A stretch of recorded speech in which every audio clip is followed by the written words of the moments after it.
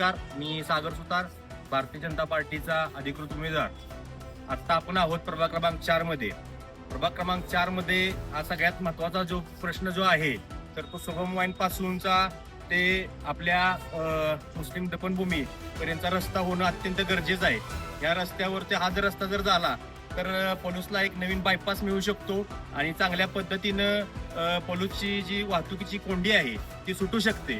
तर मला पलूस शहरातील सर्वच बांधवांना, मतदार बंधू भगिनींना कळकळीची विनंती आहे की भारतीय जनता पार्टीच्या सर्व उमेदवारांना आपण निवडून दिलं तर प्रकर्षाने पहिला आमचा अजेंडा असा असेल की हा इथला बायपास रस्ता होईल, इथून व्यापारपेठ वाढेल आणि पलूसला एक नवीन समृद्ध पलूस निर्माण होण्यास मदत होईल.